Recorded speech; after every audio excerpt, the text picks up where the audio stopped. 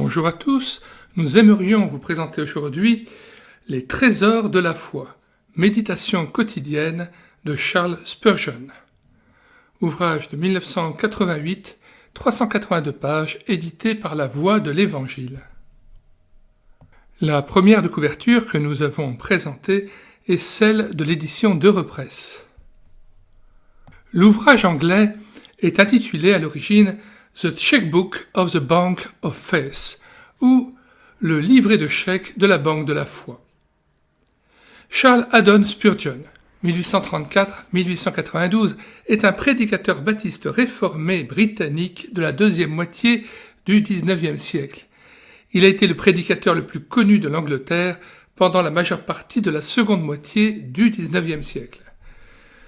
Dieu n'a jamais donné un engagement qu'il ne tiendra pas, ni encouragé un espoir qu'il n'a pas l'intention de satisfaire. Cette compilation de 366 méditations bibliques écrites par Charles Spurgeon dans ces dernières années constitue un véritable recueil des promesses de Dieu au quotidien. Divers aspects de l'amour divin sont évoqués à travers les versets bibliques que l'auteur analyse. Le lecteur prend pleine conscience de ce que Christ veut lui offrir. Quand Charles Spurgeon en commença la rédaction un lundi de 1887 où il pleuvait sur la ville de Menton, il était un homme tenaillé par la douleur et la maladie. Il ne lui restait que 5 années à vivre. En outre, il se trouvait plongé dans une âpre et vicieuse controverse où il lui fallait défendre l'intégrité de l'Écriture. D'un tempérament particulièrement sensible, il souffrait profondément de la douleur qu'engendraient ces difficultés. Que faire dans une telle situation ? Qu'est-ce qu'un enfant de Dieu peut faire alors, sinon se tourner vers Dieu et surtout vers les promesses de sa parole qui se sont toujours montrées vraies ? Oui, comme un véritable enfant, Spurgeon croyait les promesses et prenait son Père céleste au mot. En résultat, l'Église de Christ s'est enrichie grandement à la lecture de ces pages qui lui dévoilent les trésors que renferme la foi. Un esprit profane n'y verra que des souhaits pieux, mais le croyant connaît son Dieu mieux que cela. Il y découvrira un amour infini qui s'exprime en Jésus-Christ pour le peuple de l'Alliance. Si la rédaction de ces lignes commença un jour de pluie, puissent les bénédictions qui en résultent se poursuivre jusque dans le séjour où il n'y a plus de jour et où le soleil divin brille d'un parfait éclat. Une promesse de Dieu est donnée aux croyants afin qu'il en retire une grâce, non pour qu'ils la prennent et la mettent de côté ensuite. Le chrétien doit considérer une promesse comme une réalité et l'accepter simplement par la foi, scellant ainsi que Dieu est vrai et qu'il dit vrai quant à cette promesse particulière. En conséquence, il peut considérer qu'il possède déjà la bénédiction dont il a reçu la promesse. Il ne lui reste plus qu'à présenter cette promesse à Dieu et prier en comptant sur son accomplissement. Dieu n'encourage aucune espérance qu'il ne puisse réaliser. Avant de lire l'avant-propos de la 20e édition et la préface de l'auteur au lecteur, nous signalons que nous avons mis dans les commentaires de cette vidéo le lien de téléchargement gratuit de cet ouvrage et nous y avons ajouté le lien vers d'autres calendriers bibliques ou méditations quotidiennes ainsi que le lien vers d'autres ouvrages et d'autres playlists d'ouvrages qui ne manqueront pas de vous intéresser. Le téléchargement se fera à partir du site internet médiathèquechrétienne.fr, site que nous avons bâti en synergie avec cette chaîne YouTube et l'écouter sa parole, afin d'assurer la réédition numérique gratuite des ouvrages chrétiens épuisés et non réédités. Nous en sommes à 1300 ouvrages numérisés. Alors, écrivez sur la barre de recherche Google médiathèquechrétienne.fr d'un seul tenant, arrivez sur le site, vous cliquez sur Livres à télécharger, puis vous faites une recherche par ordre alphabétique d'auteur. Nous lisons maintenant l'avant-propos de la 20e édition. Voici la 20e édition de ce livre, toujours apprécié, toujours demandé. c'est certainement à cause de son caractère si profondément biblique en même temps que si profondément humain. Mais cela explique-t-il un fait que bien des lecteurs nous ont signalé avec reconnaissance et que nous avons nous-mêmes expérimenté à maintes reprises?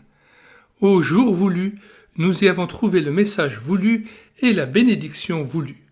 Ce livre serait-il un talisman, ce qui lui aurait mérité son trésor de la foi? Pour nous, c'est tout simplement l'exaucement d'une prière enfantine de son auteur.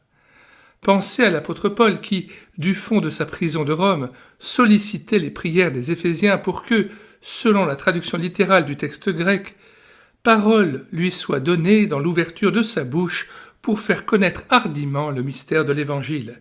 Éphésiens 6, versets 19 et 20. Des commentateurs ont pensé qu'il devait souhaiter sa libération et qu'elle eut peut-être lieu. Ce qu'il y a de certain, c'est que sa lettre aux Éphésiens a pu traverser toutes les oppositions et qu'elle est devenue, dans sa bouche, parole de Dieu pour tous les lieux et pour tous les âges, le plus profond et le plus divin des écrits humains. Coleridge.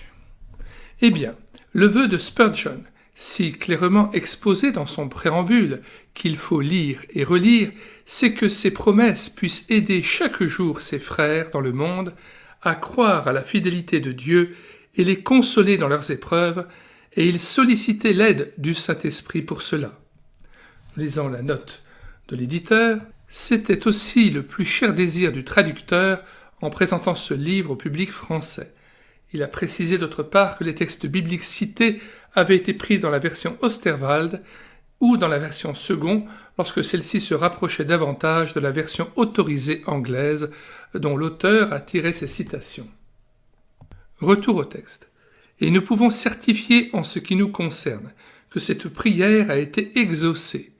C'est pour cela que nous avons eu à cœur d'offrir cette 20e édition à des conditions telles que personne ne puisse en être privé et que chacun puisse en faire part largement autour de lui et dans toutes ses relations possibles avec les milieux où ce livre peut être en bénédiction. Malades, prisonniers, pays moins favorisés, etc. Et si tous ceux qui ont reçu une bénédiction par cette lecture prient pour que le vœu si pressant de Spurgeon soit exaucé, comme les Éphésiens le firent à coup sûr pour le vœu de saint Paul, nous verrons des miracles. Préface. L'auteur au lecteur. Une promesse de Dieu peut être comparée à un chèque payable sur présentation. Note 1. L'ouvrage anglais est intitulé « The Checkbook of the Bank of Faith » ou « Le livret de chèques de la banque de la foi ». Cette promesse de Dieu est donnée aux croyants afin qu'il en retire une grâce, non pour qu'ils la lisent superficiellement, puis la mettent de côté.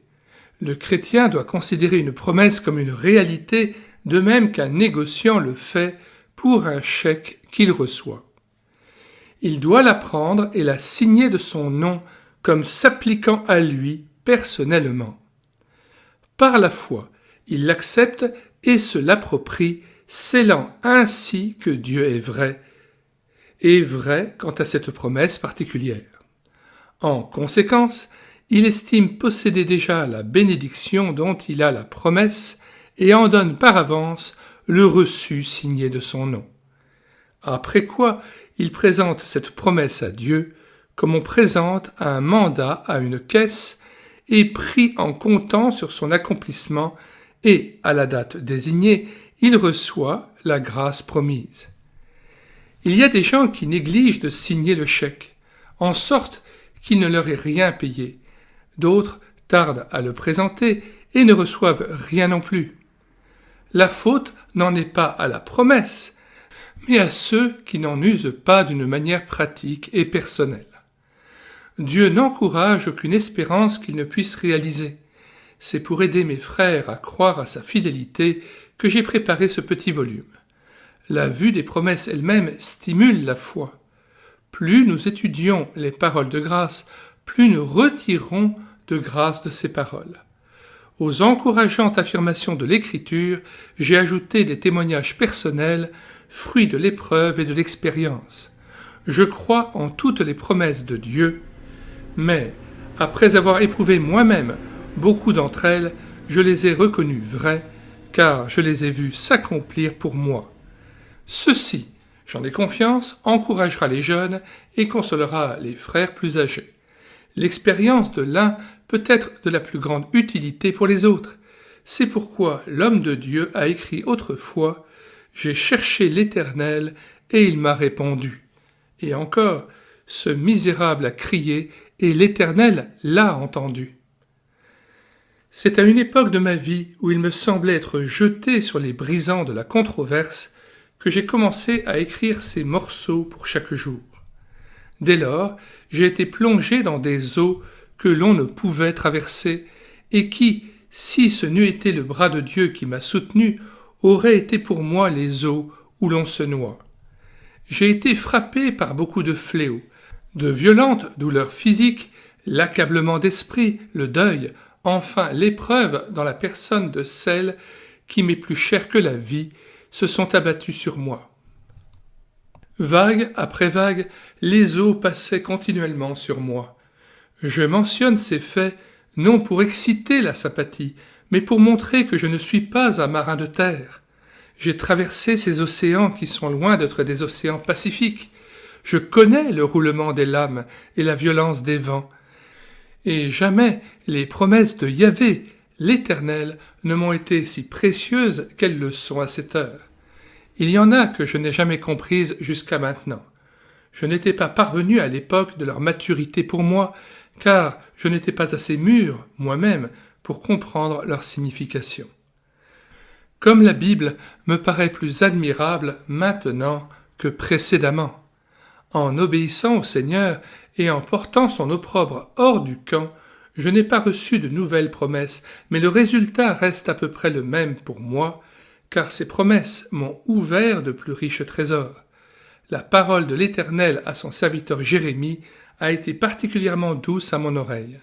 C'était son lot de parler à ceux qui ne voulaient pas entendre ou qui, entendant, ne voulaient pas croire. Résolu lui-même à ne pas quitter la voie du Seigneur, il aurait voulu détourner son peuple de ses erreurs. Les paroles fortifiantes qu'il a trouvées dans le livre de Dieu ont empêché son esprit de défaillir quand, livré à ses forces naturelles, il aurait succombé. Ce sont ces paroles ainsi que plusieurs autres précieuses promesses dont j'ai enrichi ces pages.